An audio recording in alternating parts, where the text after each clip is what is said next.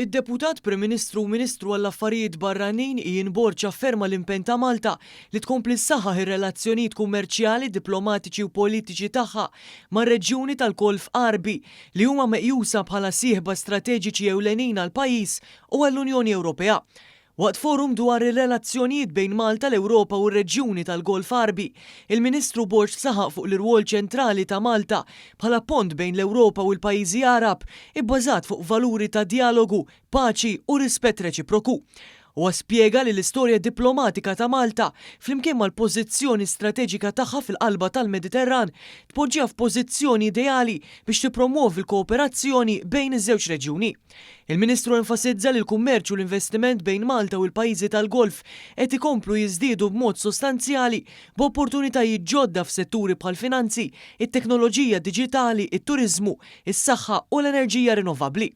Borg żied jgħid li l-konnettività marittima bl-ajru ta' Malta, inkluż il-Malta Freeport u t-titjiriet diretti lejn ċentri ewlenin bħal Doha u Dubai qed tkompli ssaħħaħ dawn ir-rabtiet filwaqt li tiffaċilita wkoll l-iskambji ta' nies, kultura u ideat.